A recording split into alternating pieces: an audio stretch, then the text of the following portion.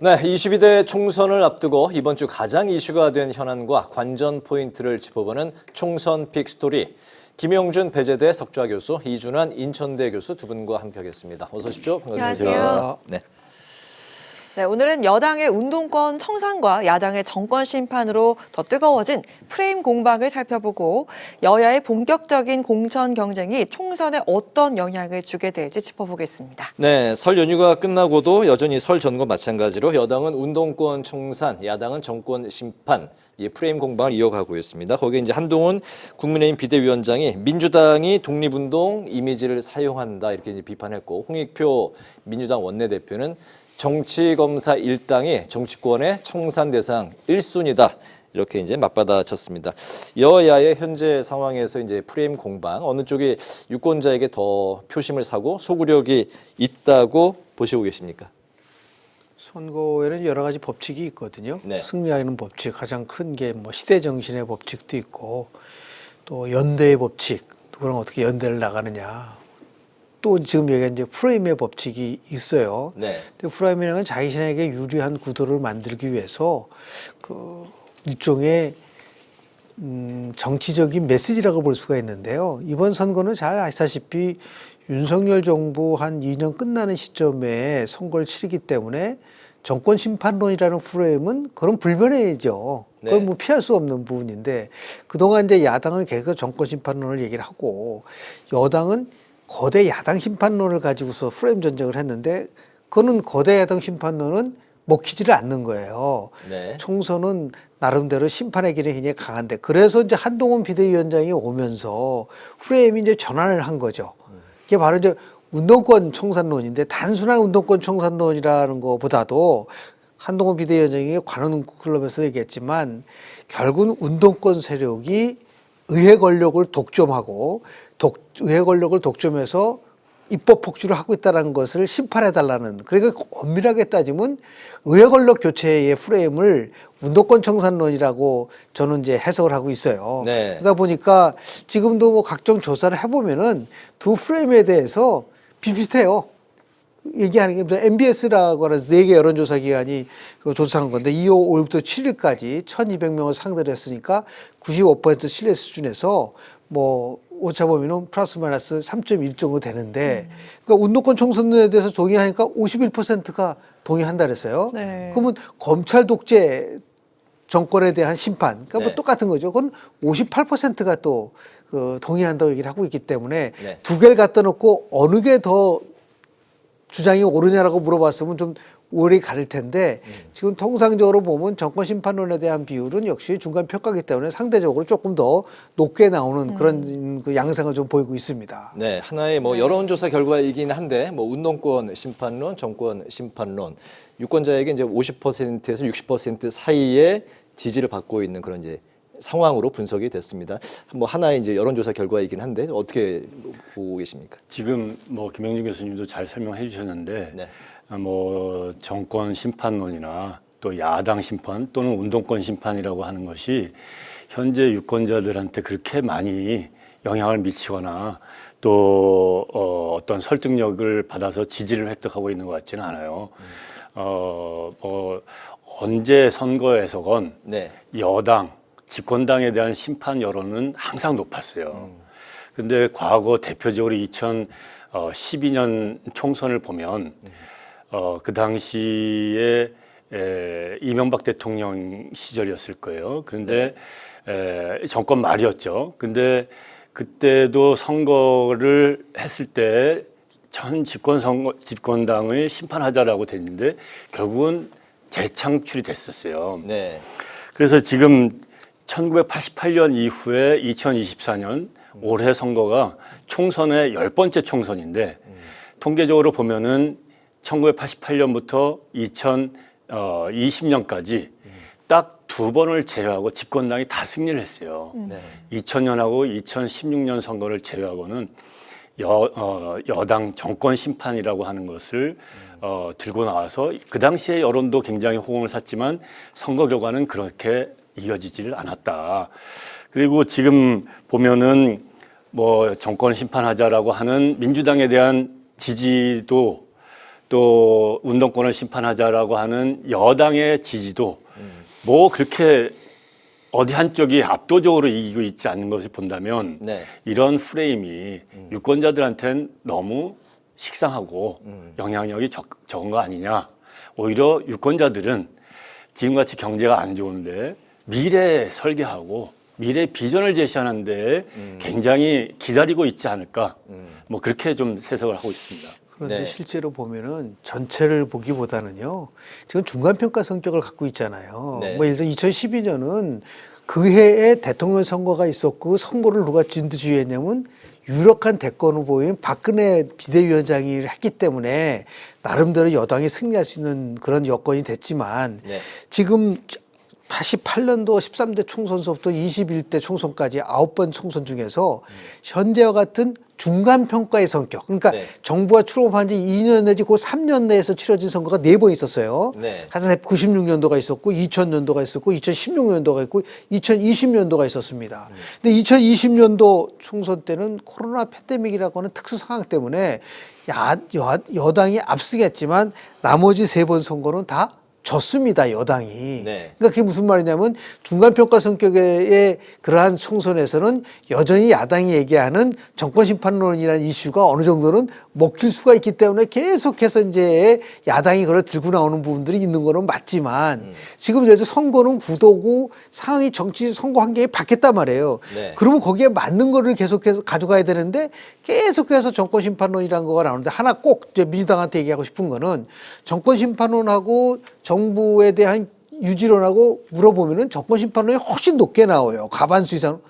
그런데 민주당의 지지는 30%대밖에 안 나온단 말이에요. 네. 이 부분에 대한 고민을 해야 된다. 그러니까 딜레마예요. 그러니까 정권심판은 높은데 네. 민주당의 지지가 낮다는 얘기는 민주당이 정권심판할 수 있는 주체가 아니다라는 것을 암시하고 있는 거기 때문에 네. 이게 무조건 정권심판론이라고 해서 우리한테 유리하다라고 해석을 하면은 그거는 오판일 수도 있다. 그런 말씀 좀 드립니다. 이게 바로 민주당의 숙제이기도 하겠죠. 그렇습니다. 알겠습니다. 네, 또 국민의힘이 오늘부터 닷새 동안 공천 후보자 면접을 진행을 하는데 이 지원자들이 몰린 서울 중 성동 을과 일부 지역구는 재배치 가능성까지 제기가 됐습니다. 또 그리고 영남 중진의 서병수, 김태호, 조혜진 의원이 험지로 가게 되면서 떠난 자리에 과연 누가 오게 될지 이것도 관심이 쏠리고 있는데 자 이번 그 공천 면접의 관전 포인트 뭐라고 생각하십니까? 이 공천이 지금 심사가 면접이 네. 하나, 둘, 셋, 넷, 5일 동안에 5일 동안. 820명을 대상으로 한단 말이에요. 국민의힘이요. 국민의힘만. 네. 그러면 산술적으로 하루에 160명 정도? 네. 그러면 하루에 도대체 몇 명을 하겠어요? 그러니까 아까도 보도에 보니까 한 팀이 단체로 면접을 보는데 한 3분 정도 들어간다. 네. 뭐 면접에 귀신들이 면접을 하다 보면 뭐 얼굴만 딱 봐도 이 사람 깜이다 아니다 이거 알죠. 네. 그런데 심사를 받는 사람 입장에서는 도대체 이걸로 내 진가를 파악할 수 있겠어? 네. 이렇게 또 좋은 결과가 나오면은 역시 인물을 알아봐 그러지만 네. 잘 안 되면은 이거 시스템 공천 아니다. 뭔가 용산에 오도 받은 거 아니냐. 또 영남의 다선 지도부 뭐 혁신을 한다고 교체한다고 했는데 이 사람들 편든 거 아니냐.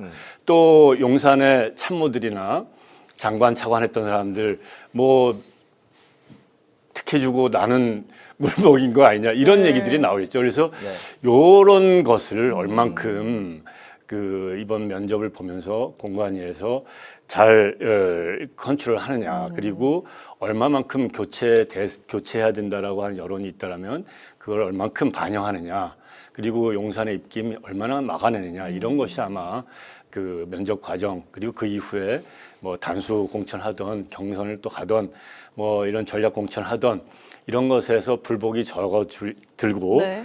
시스템으로 다른 당에 비해서 잘했다라고 하는 평가를 받게 되지는 않을까. 근데 아무튼 물리적으로는 네. 굉장히 힘든 상황이고 네. 또 이 공천 뭐 지역구 쇼핑하는 의원들이 있는데 비하여 또 공관위에서는 이 사람들이 한쪽으로 몰리지 않게 재배치하는 일들이 인위적으로 네. 벌어지고 있는 것을 보면 쉬운 작업은 아니다. 과연 얼만큼 그 면접의 결과가 유권자들을 설득하고 또 당 지지자들한테 혁신적으로 했다라는 말을 들을지 궁금해지는 상황입니다. 네. 네, 이번 공천의 공천 면접의 관전 포인트 뭐가 될까요? 실제로 보면 면접 네. 점수는 그게 뭐 크게 좌우하지 않아요. 아. 왜냐하면 10%밖에 안 되기 때문에. 네. 그리고 10분 정도 한다고 하는데 각자 1분씩 자기 소개를 하고 그럼 뭐 3명 나온다면 3분 빼고 7분 만에 그걸 전접을 하는데 거기 점수를 가르겠습니까? 네. 그러니까 통상적으로 많이 차이 나야 1, 2점 차이 나는 거죠. 면접에서. 근데 문제는 그보다도 이제 여론조사를 통해서 지금 하는 적합도 조사를 가장 중요하게 볼 것이고 네. 또 공관위에서 보는 부분은 모든 부분 쪽에서 것이 아니라 자신들이 생각하는 전략 공천 지역이라고 생각되는 지역을 중점적으로 볼 거라고 봐요. 예를 들어서 자기네가 3번 연속 이상 진 지역이라든지 네. 반드시 중요한 지역 거기에 나온 사람들 중에서 누가 그래도 경쟁력이 많을까라고 하는 그런 쪽에다가 이제 집중을 하게 되는 거고요. 네. 뭐 영남이라든지 아니면 나름대로 자신들이 뭐 강세인 강남구 조사를 하는데 그렇게 아주 굉장히 신중하게 하겠습니까? 다만 이제 그런 부분들을 이제 염두에 둔다고 한다면 지금 뭐 보면은 전현직 의원 3명이 지금 몰려 있고 장관도 네. 몰려 있는 뭐 지금 얘기하는 뭐 성동 성동을. 가을 같은 경우 네. 거기는 당연히 누가 가장 경쟁력이 있느냐는 걸 가지고 그런 지역은 아마 나름대로 관심을 있고 보겠고 다른 지역 같은 경우는 아마 그보다는 이게 적합도 조사를 보고 단수 공천이냐 아니면 경선을 할 거냐 뭐 또는 전략 공천을 할 거냐 이제 그렇게 파악이 되지 않을까라는 생각을 좀 하게 됩니다. 네, 뭐 앞서 뭐 그 강 앵커도 이야기를 했지만 서병수, 김태호, 조혜진 의원 같은 중진 다선 의원들이 이제 험지로 가게 될 경우에 그 자리를 또 이제 누가 채울 것인지 어떤 후보가 새로 오게 될 건지 뭐 그것도 이제 중요한 관전 포인트로 유권자들은 지켜보고 있는 것 같습니다. 그 민주당이 현역 의원 평가 하위 20%에 대한 개별 통보에 나섰는데 이 통보를 받게 되면은 경선 득표율에서 최대 이제 30%의 감점, 불이익을 이제 감수해야 되는 상황인데 그런 이제 상황에서 이재명 대표가 당내 중진 의원들에게 직접 연락을 해서 불출마를 권유했다 이런 보도가 나왔습니다. 또 인재근 또 이제 문학진 의원 전 의원 같은 경우에도 마찬가지인데 뭐 당 대표 관계실에서는 뭐 또 부인하는 그런 이제 언급도 있긴 했습니다만 또 여기 가운데 이제 추미애 이재명 대표 간 비공개 회동도 오늘 있었다는 이제 보도도 나왔는데 불출마 대신에 이제 험지 출마를 권유했다. 이런 이제 이야기도 함께 나왔습니다. 뭐 팩트가 확인된 건 아닙니다만 민주당의 이러한 현재 그 공천과 관련한 이런 상황 어떻게 보고 계십니까? 공천 파동이라는 게 항상 늘 여야 모두에게 있었지 않습니까? 네. 근데 이제 이재명 당대표의 이거는 굉장히 문제가 있는 부분이에요. 왜냐하면 사천 논란으로 빠질 수가 있고 당대표가 월권하는 거다. 그러니까 지금 공천관리위원회가 발표도 하기 전에 전화가 와가지고서 그냥 뭐 일종의 불출마를 종용하는 듯한 이거는 아무리 당대표실에서 부인한다 하더라도 문학진 전 의원이 직접 얘기한 거예요. 당사자가 얘기한 거기 때문에 네. 그게 거짓이라고 하기는 굉장히 어렵고 본인의 입장에서 봤을 때는 문학진 전 의원이 지난 대통령 선거에서 정무특보를 포함해서 열심히 했는데 너무 이제 미안하는 관점에서 그렇게 얘기할 수는 있었겠지만 그건 굉장히 잘못된 거죠. 더 나가서 아니 무슨 뭐 마포 을에다가 김경일 후보 얘기했다고 그걸 사천이라고 그렇게 공격했었던 민주당이 네. 어떻게 당대표가 공개적인 아니지만 저런 식의 행보를 한 것에 대해서는 좀 참 이해하기가 굉장히 어려워요. 그러니까 어떤 인식을 줬냐면 결국은 뭐 민주당의 공천은 전부 다 이재명이 하는 거구나. 그런 거를 더 강하게 씹어줄 수 있는 그런 거를 만들어줬기 때문에 네. 오히려 나쁜 이미지를 심어줬던 부분들이 있지 않을까라는 생각이 좀 들게 되지 않나. 그래서 조심스러워 또 조심스러워 해야 되거든요. 당대표가 개입을 하고 이래라 저래라 한다고 한다면은 네. 무슨 뭐 공천이 과연 공정할까라고 하는 의문을 가질 수밖에 없는 부분인데 네. 이 부분에 대해서는 저는 다른 거는 몰라도 당대표가 직접 해명해야 된다고 봐요. 네. 왜 그렇게 했는지 의도는 뭐였는지 그렇지 않고 꼭 일이 터지면은 자기가 직접 해명하지 않고 밑에 사람들 통해서 해명하게 하는 이런 방식으로는 제가 볼 때는 오히려 더 악화될 수 있는 부분들도 있기 때문에 당당하다면 정말 이 부분에 대해서 당대표의 입장을 저는 피력해야 된다고 좀 봅니다. 네, 이 교수님. 글쎄요, 저도 좀 그런 면이 없지 않아 보이고요.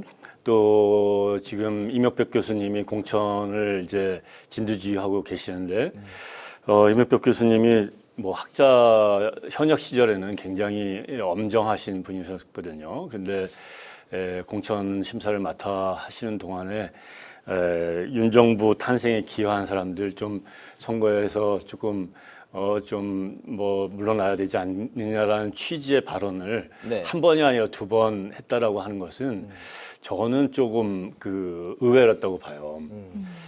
당 대표가 저렇게 한다고 하면은 공관위원회에서라도 정말 다른 사람들이 이 시비를 못 걸 정도의 추상 같은 엄밀함을 가지고 네. 그 기준을 잣대를 대야 됐었던 것이고 이런 말이 나오지 않게끔 했어야 됐다. 그런데 위원장에서부터 이런 얘기가 나오면 공천 과정에서 어떤 사람들이 어떤 기준으로 됐는지에 대해서 승복하기가 어려운 일들이 생겨요. 공교롭게 만약에 친명이 아닌 사람들이 계속 이러한 평가 하위 20%, 하위 10%의 네. 개별 통보를 받고 또 공천에서 비껴나간다라면 당사자들도 반발할 뿐만 아니라 당 주변에서 당 지지자들도 이번에 공천이 굉장히 문제가 많다. 그리고 다른 당에 비해서 비교가 된다. 이렇게 된다라면 선거에서는 승리할 수가 없어질 거라고 봅니다. 네. 네. 자, 오늘 조국 전 법무부 장관이 고향인 부산에서 신당 창당을 선언했습니다. 비례연합에 합류를 할까 싶은데요. 이에 대해서 민주당에서 그 통합형 비례정당 추진 중인 박홍근 의원, 그 단장입니다. 조국 신당과 선거연합은 어렵다란 뜻을 전했습니다. 지금 그 중도층 표심 이탈을 좀 우려하는 그런 분위기로 얘기를 한 것 같은데 조 전 장관의 신당이 이번 총선에서 야권에 좀 어떤 영향을 줄 것 같습니까? 여튼 간에 뭐 야당에서 정권 심판하겠다고 나오는 거야 뭐 어떻게 말리겠어요. 네. 그런데 정치를 이제 선언한 거랑 마찬가지잖아요. 정치를 하겠다. 네. 그럼 정치의 본질이 뭐죠? 정치는 올바르게 하는 거거든요. 공자께서 말씀하신 거예요. 네. 근데 뭘 올바르게 하냐? 자기 자신부터 올바르게 해야지 남을 이끌 수 있다는 얘기를 하고 있거든요. 그런데 통상적 같으면은 최종적으로는 결과를 보고 나서 그 다음에 자신의 행보를 하는 게 맞는 것이죠.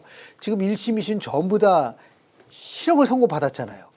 그럼에도 불구하고 법을 연구했었던 학자가 그 법이 갖고 있는 취지에 대한 부분들을 아무리 대법원에서 어떤 결과가 나올지는 모르겠지만 저렇게 한다는 거는 돌아가서 또 황당한 거는 또 문재인 대통령은 거기에 대해서 용인하고 그걸 잘 나가서 해보라는 식으로 얘기를 해서 보니까 이게 어떤 면에서 봤을 때 여당에게 너무나 호재로 작동될 수밖에 없는 거다.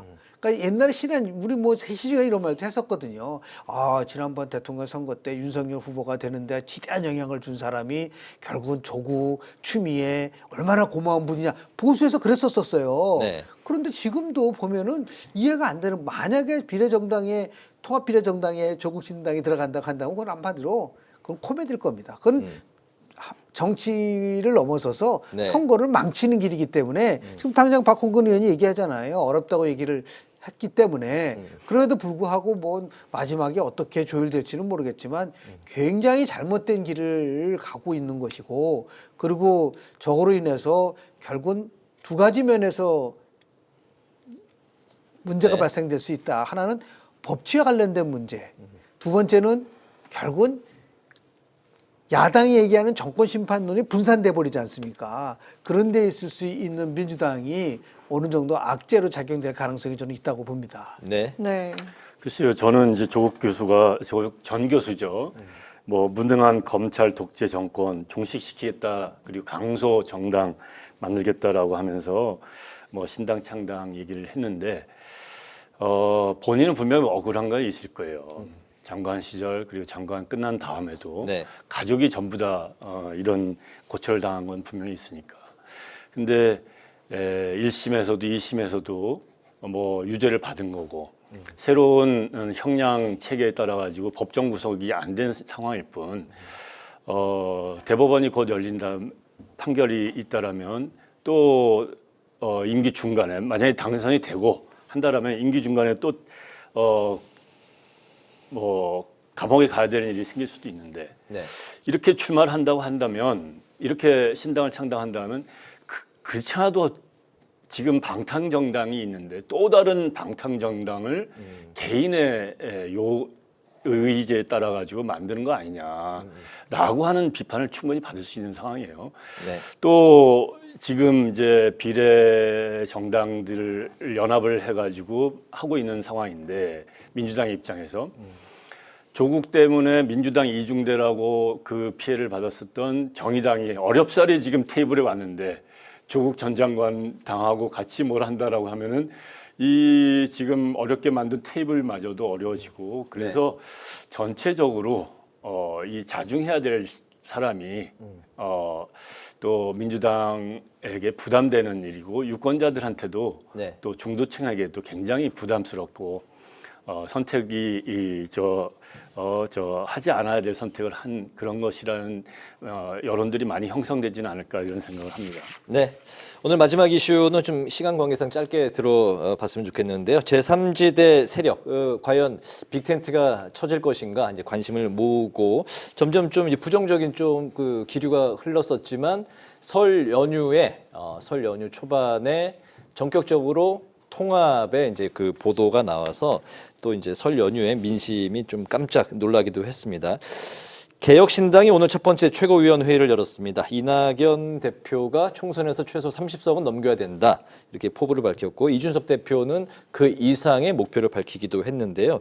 개혁신당이 과연 양쪽에 이제 뭐 국민의힘, 민주당 중심으로 이제 공천 탈락자 현역 의원 뭐 중심으로 해서 어쨌든 전체적으로 현역 의원을 어느 정도 영입을 할 수 있을지 총선에서 과연 의석을 어느 정도 현재 시점에서 차지할 수 있을 것으로 전망하시는지 오늘 마지막으로 좀 짧게 들어볼까요? 저는 잘 모르겠어요. 근데 김종인 전 비대위원장이 뭐 합류한다고 하는 얘기가 나오는데 이 마법사 아닙니까? 선거 때마다. 네. 또 50명 정도는 될 것이다라고 한 얘기를 한 적이 있죠. 네. 근데 뭐 통합 이 빅텐트가 될 거라고 생각하지도 않았고 또 김종인 전 비대위원장이 합류하는 것도 예상하지 못했었던 일인데 이런 것들이 생기는 걸 보면 네. 뭐 모르겠어요. 근데 하나 분명한 건 딜레마일 거다. 많이 모이면 많이 모일수록 굉장히 이질적인 사람들, 예를 들면은 지금 민주당 출신인 양정숙 의원이 뭐 초대를 받고 있다. 또 국민의힘이었었던 황보승희 의원도 또 초대를 받고 있는 중이다라고 한다면 이 유권자들은 도대체 이 정당이 뭐 하는 정당이냐라는 생각을 갖게 될 거고 적게 모이면 적게 모일수록 지지가 없고 당세가 약하다라고 하는 그런 상황이 될 거라서 굉장히 딜레마에 빠질 것이라고 하는 점은 분명한 것 같습니다. 네, 김영준 교수님. 2016년도 국민의당이 창당된 상황이랑 지금 굉장히 비슷한데요. 국민의당이 당시에 38석을 가져갔어요. 비례대표 네. 13석에 지역구 25석인데 그중에서 호남에서만 23석을 가져갔고 서울에서 네. 2석인데요. 그럼 그때와 비교했을 때 과연 그 정도의 파괴력을 갖고 있을까? 저는 굉장히 회의적입니다. 왜냐하면 과연 개혁신당이 지역구에서 제가 볼 때 몇 석을 얻을 수 있을 것인가. 네. 저는 뭐 심한 경우로 얘기하면은 한 자릿수도 못 얻고 5석도 못 얻을 거다라고 보거든요. 네. 왜냐하면 견고한 양당 체제로 구축이 됐고 그리고 지금 국민의당처럼 호남에 지역적 기반이 있는 것도 아니잖아요. 비례대표는 어느 정도 좀 얻을 수 있을지는 몰라요. 그러나 두 정당 모두 다 거대 정당이 위성 정당을 만든다고 선언을 했기 때문에 지난번에 정의당이 그때 9.27%를 가지고 5석을 가져갔어요. 네. 그러니까 10 내지 15%를 가져간다 하더라도 제가 볼 때는 한 자릿수일 거다밖에 안 되거든요. 네. 그래서 무슨 50석, 30석은 제가 볼 때는 굉장히 부푼 목표라고 보고요.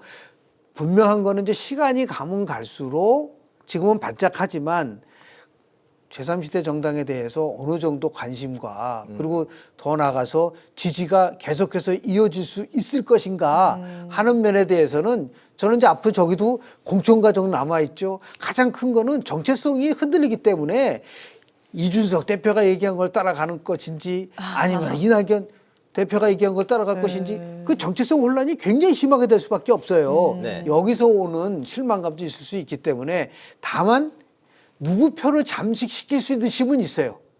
그게 예를 들어서 민주당 표를 잠식할지 국민의힘 잠식할지 모르지만 자기 스스로가 승리할 수 있는 힘은 그렇게 클 수 없을 것이다라고 저는 봅니다. 네, 이낙연 대표도 오늘 이야기를 했지만 이제 그 집으로 친다면 뼈대 정도 이제 올린 상황이기 때문에 과연 이 집을 어느 정도 잘 지어 나갈 수 있을지 개혁신당에 대해서 앞으로 이제 국민들의 관전 포인트인 것 같습니다. 오늘 2024 총선 픽스토리 지금까지 김영준 배재대 석좌 교수, 이준환 인천대 정치외교학과 교수 두 분과 함께했습니다. 오늘 말씀 잘 들었습니다. 감사합니다. 감사합니다. 오늘 국회 라이브 6 여기까지입니다. 시청해주신 여러분 고맙습니다.